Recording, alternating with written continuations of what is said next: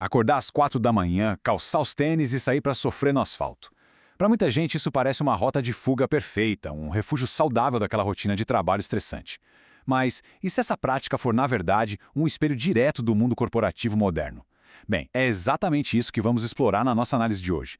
Baseando-se nas ideias do instigante livro Ajustando o Ritmo, o impacto das corridas de rua em nossas vidas, de Bartolomeu Barros Júnior, a gente vai entender como a lógica neoliberal acabou transformando o nosso autocuidado em metas implacáveis de desempenho profissional. É um paradoxo absolutamente fascinante.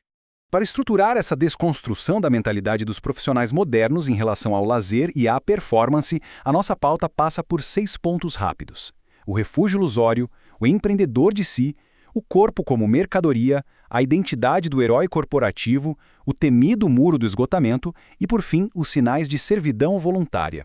Vamos direto ao ponto. Ponto 1. O refúgio ilusório. Buscando saúde, mas encontrando gestão. Fica a pergunta no ar. Qual é exatamente o vazio existencial que profissionais esgotados tentam preencher quando decidem sair para correr? Olha só o espelho metafórico e inegável que se forma aqui. De um lado, temos a vida corporativa clássica, metas agressivas de vendas, o risco constante de burnout, uma hierarquia sem fim. Do outro lado, a rotina de quem corre, alvos de ritmo, o famoso pace, uma exaustão física pesada e aqueles rankings implacáveis nos aplicativos. O ato de correr, que teoricamente deveria libertar a mente, acaba replicando os exatos mesmos indicadores de desempenho do mundo dos negócios. Ou seja, o treinamento esportivo virou praticamente uma cópia do gerenciamento de metas corporativas. E é aí que se instala um ciclo vicioso impressionante. Funciona assim. Primeiro, a pessoa sofre um esgotamento brutal provocado pelas demandas do mercado. Aí, sentindo aquele vazio e cansaço extremo, busca um alívio no esporte. Até aí, tudo bem. O problema é que, logo em seguida, essa pessoa aplica a mesmíssima lógica de produtividade do trabalho nos treinos. O resultado? Uma exaustão física e existencial ainda maior.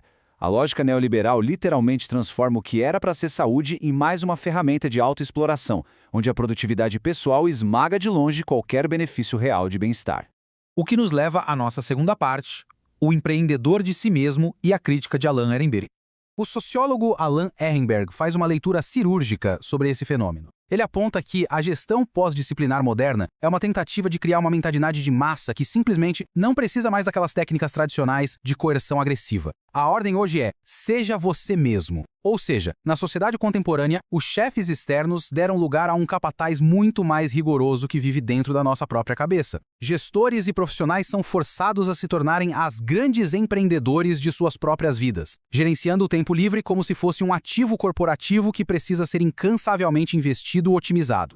Isso nos joga direto no conceito de autoexploração. Trata-se daquela disciplina do trabalho totalmente internalizada, sabe? É quando o indivíduo se esgota voluntariamente correndo atrás de metas infinitas, mas confunde essa submissão total com autorrealização. É um estado constante de crise interna e competição. A pessoa se torna o seu pior explorador. Não importa se está sentado na mesa de trabalho ou batendo ponto de madrugada no asfalto. Agora, na seção 3, o corpo como mercadoria, ou o gerenciamento de KPIs biológicos.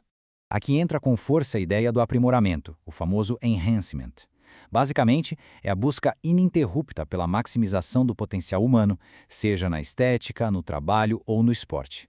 Só que essa busca é definida estritamente por critérios do mercado, e não por uma cura ou bem-estar genuíno. A obsessão por essas metas esportivas reflete nitidamente o puro esgotamento do trabalhador moderno, que passa a tratar o próprio invólucro biológico como um motor. Um motor que precisa de atualizações constantes de desempenho só para evitar ficar obsoleto. E, na prática, as manifestações disso são bem intensas. Vemos o uso massivo de aprimoramentos psicoativos, como muita cafeína, simplesmente para conseguir romper os limiares de esforço físico. O uso de nootrópicos ou smart drugs para forçar um foco mental que já acabou, além de monitorar a frequência cardíaca e contar passos o tempo todo, transformando sinais vitais em puros dados de produtividade. Existe um lado muito sombrio nessa história toda, onde se utiliza a mesmíssima tática química para manter a alta performance nas reuniões executivas de terça-feira e nas competições de domingo. Vamos ao ponto 4. A identidade do herói corporativo. É fascinante observar como o capital molda a nossa identidade social por meio de um sofrimento que é 100% voluntário. O pensador Jean Baudrillard tem uma sacada fenomenal sobre a maratona. Ele observa que aquele famoso bordão "eu consegui" marca uma performance vazia, que acaba substituindo o êxtase genuíno por um espetáculo de autopromoção. O sofrimento físico nas provas é romantizado e totalmente internalizado por quem corre. Acaba virando um anúncio publicitário oco para exibir resiliência. É como tentar validar a própria existência e provar o seu valor corporativo em um mundo de demandas irreais, usando a dor como moeda. Para colocar isso em perspectiva, dá uma olhada nos componentes dessa persona do corredor nas redes sociais. A romantização da dor lidera absoluto com 40%. Se vangloriar da própria disciplina vem logo depois com 30%. A positividade tóxica leva 20%. E a alegria genuína fica com meros 10%. É uma pressão enorme do meio digital para construir essa figura inabalável do herói corporativo. Só que essa persona, na verdade, muitas vezes mascara uma exaustão profunda por trás de mantras e hashtags motivacionais, o que acaba gerando um imenso isolamento social para quem não consegue sustentar essa ilusão. Chegamos à seção 5, o muro do esgotamento. Batendo no limite absoluto. E aqui cabe uma provocação essencial para fazer a gente repensar. Em que momento exato o esporte deixa de ser sobre saúde e se torna pura gestão de metas?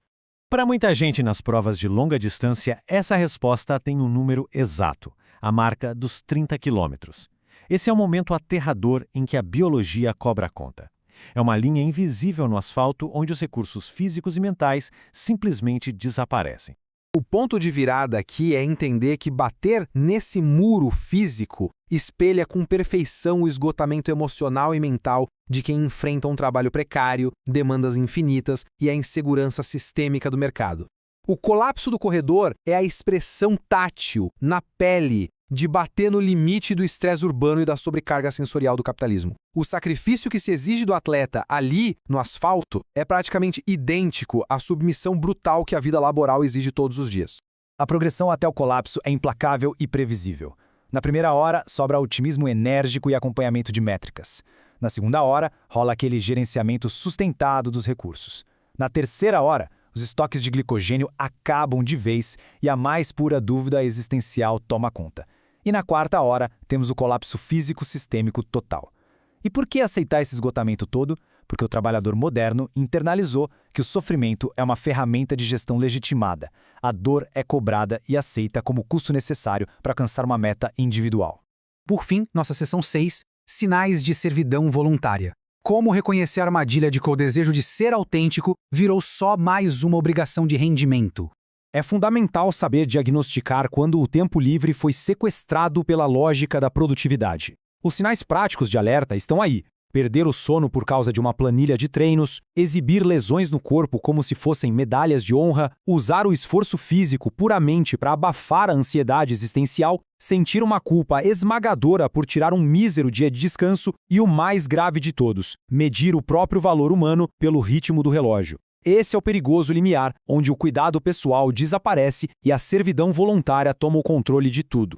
Barros Jr. nos apresenta um contraste muito claro para fechar o raciocínio. De um lado, a esteira capitalista, aquela corrida incessante, sem destino, moldada puramente pelo culto à performance da gig economy. Do outro lado, o viver autêntico, que exige coragem para parar, ter espaço para o silêncio, para a meditação e para algo profundamente essencial e humano, que é a improdutividade transformadora, o poder de existir plenamente, sem a menor obrigação de produzir valor comercial para ninguém. O que nos deixa com a reflexão final desta nossa análise. Pare para pensar. Se o nosso lazer foi transformado em apenas mais um turno não remunerado de gerenciamento de dados e exaustão, quando, afinal, a vida real de fato acontece? Fica aí o pensamento para a próxima vez que os cronômetros forem ativados. Muito obrigado por acompanhar mais esta explicação, um grande abraço e até a próxima!